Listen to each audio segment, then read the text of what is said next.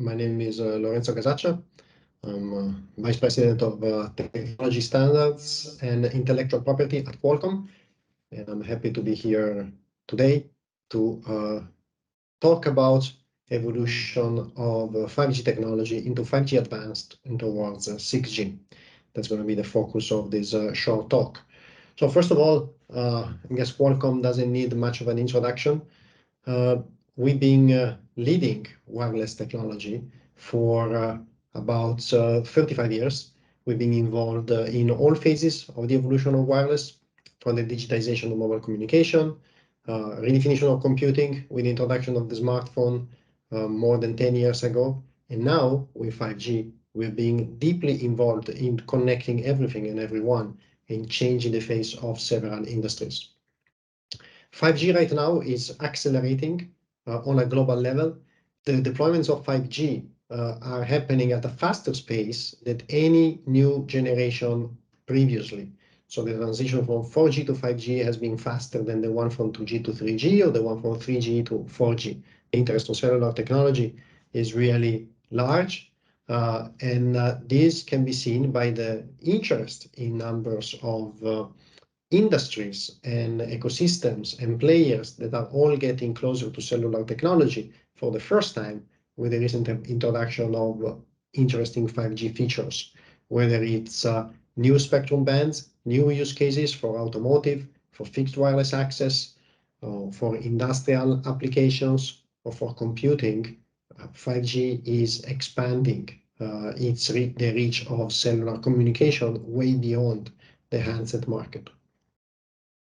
The digital transformation that will be enabled by 5G, among other things, is going to be worth a lot. There's a lot of interesting estimates that have been made.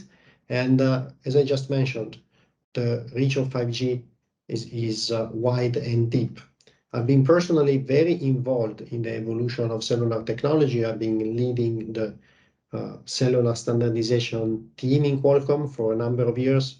I was a key part of the transition from 4G to 5G, and I've seen firsthand the level of interest from a number of industries, from new players, relatively new players compared to the cellular ecosystem in public safety, in smart cities, in industrial IoT, joining the 5G standardization ecosystem to bring their requirements and influence the direction of the technology. And at Qualcomm, we're very proud to have been integral part of that and have been partnering with all of these companies throughout these years. Let me then go and talk a little bit about how do we see ourselves in terms of 5G. Where do we see our role? We like to talk about the concept of connected intelligent edge. What is the connected intelligent edge?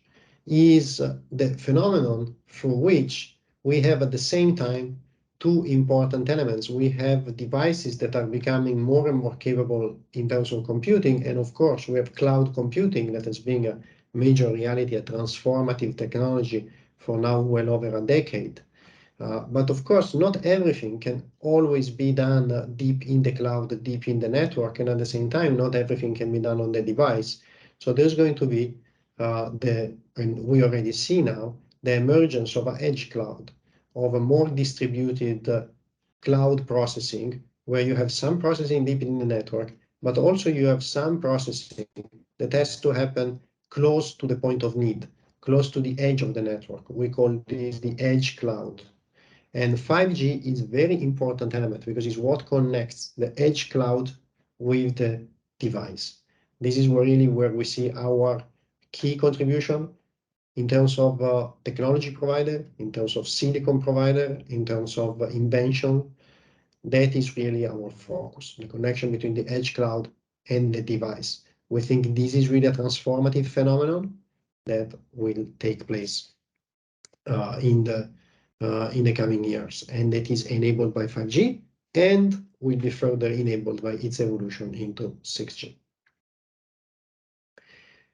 I've been talking about standardization, and of course, it's a bit my bread and butter. going through the history from how do we go from 5G to 6G, sometimes there used to be a little bit of a perception that things would go with a step function from 5G to 6G, but of course that is not the case. 5G is a technology that continues to improve gradually over and over again. So 5G was introduced first around 2018 with release 16, release 15, release 16. Between release 16 and release 17, we introduced several use cases for new verticals. And from release 18 onwards, that is from 2022, from this year onwards, work is starting on 5G Advanced. This is the second phase of 5G innovation. This will be with us in release 18, 19, 20, and will bring us into the transition to 6G. 6G will not be something completely new with respect to 5G. The important thing I'm going to talk about is that now with 5G Advanced, we are already introducing a set of key technologies. We are incubating, if you will, a set of key technologies that will become foundational for 6G later on. Cellular technology is a continuum. Already 5G was based on a number of concepts from 4G, from the waveform to other fundamental aspects of synchronization or access. And of course, it introduced a number of new technologies, like millimeter wave or new channel coding, and of course, there's numerous use cases I mentioned. And a similar thing will happen from 5G to 6G. So 5G Advanced is very important because here we can see some of the technologies that will become part of 6G. This is a more detailed view of what has been happening in standard. As I mentioned, release 15 was the baseline. Release 16 was the first instance where we had systematic introduction of a number of new verticals. We addressed unlicensed spectrum, we addressed cellular V2X, we addressed backhaul technology, we addressed private networks, we addressed positioning, mission critical, and we addressed the broadcast industry. And we continued on that path in release 17, addressing some segments of the IoT market that had not been covered already earlier, when we address a satellite, which has become over time very fashionable. And then from release 18 onwards, we start to introduce some new technologies that have a longer term horizon. For example, the focus of 5G Advanced is, as I mentioned, to balance the short-term needs of continuing to sustain the evolution of mobile broadband and the evolution of the network, and then introducing technologies that have a long-term significance. For the purpose of this talk, to just give an example of what I'm talking about, of the gradual transition from 5G to 5G Advanced to 6G, I made two examples here. One is work that is ongoing on the use of artificial intelligence and machine learning over the air interface. This is something that gets talked about a lot in the context of 6G, but it's important to remember that already during 5G, in 5G Advanced, now from release 18 onwards, we are already covering this particular use case to some extent.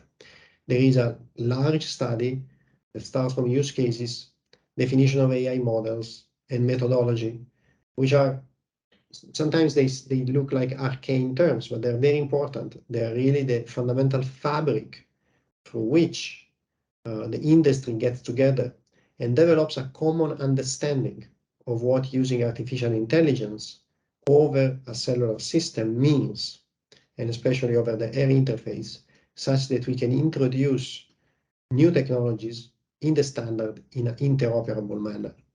So that type of groundwork is really what is taking place now in the context of 5G Advanced. There is a large study in release 18, and the work will continue in release 19 and release 20, I am sure. This type of work will surely carry over to 6G. A lot of this work surely will create a number of lessons learned that will become important for 6G. Let me give another example, positioning. Positioning was very important in 5G. Why? 5G introduced a much larger bandwidth, and introduced also massive MIMO technology, so larger number of antennas. This means that you were able to use the larger bandwidth and the number of antennas also to improve positioning resolution with terrestrial systems. Of course, there are positioning technologies based on satellite systems like GPS or GLONASS or Galileo and so on. But of course, you can also do that with terrestrial systems with some forms of triangulation, because the bandwidth in 5G is so much larger, the resolution can be so much more precise. And because we have beamforming inbuilt in the cellular system, you can also use the beam technologies as a form of positioning toolkit.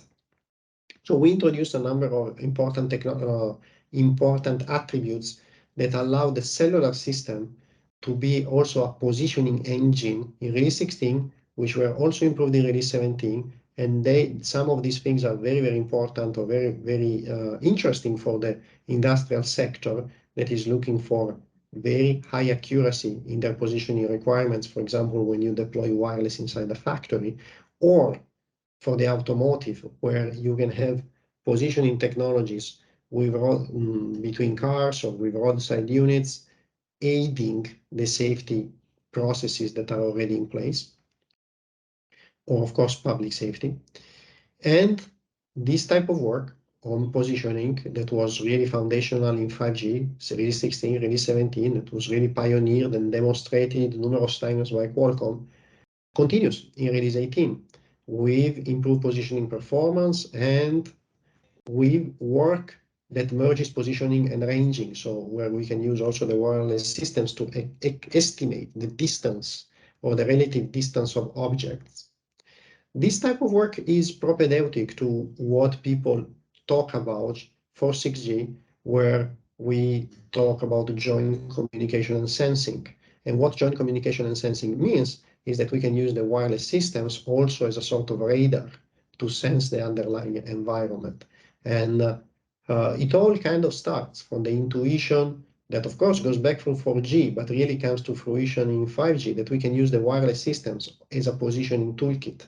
And then this develops further and further, and we will see in 6G even more profound applications of the same concepts. So this is, these were just two concepts that I wanted to mention. For 6G, of course, we look as at very, very abstract level. If we want to move from this deep dive on a couple of technologies to a more abstract sense, we look at the application of cellular communication to these new use cases that are emerging, merging digital and virtual, the concept of metaverse, and how do these things get into each other.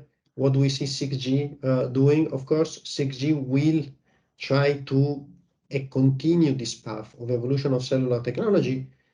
And when it is going to happen, it is also going to be the opportunity to start fresh in terms of system design, and therefore making use of a bunch of new advancements in technology, advancements in RF, advancements in RAN architecture, in silicon, material technology, power management, computing, multimedia. All of these ancillary technologies will be helpful to the 6G vision. 6G will be, of course, a communication technology, but will make use of all of these advancements. And then to get towards the conclusion, where do we see, if I have to describe the work that our teams are doing in terms of long-term 6G research, these are 6 broad areas, 6 broad families of work. Application of AI, ML to communication, I already mentioned. Expansion of spectrum. So this is another vector of study that, of course, there is not enough time to talk about here. So how to address new spectrum use cases, coexistence between different technologies, new fundamental radio design, it goes without saying. And then the merging of worlds, so the intersection between multimedia concepts and radio concepts, evolution of network architecture, which is the intersection between traditional cellular system design and cloud computing design. And then finally, resilience and security. More and more there is a need to introduce security or resiliency as a fundamental attribute, not as an afterthought of cellular systems. And so this brings me to the conclusion of this presentation. Main message, again, that I wanted to convey is that as Qualcomm and as the cellular industry, we see a continuum from 5G to 5G advanced to 6G.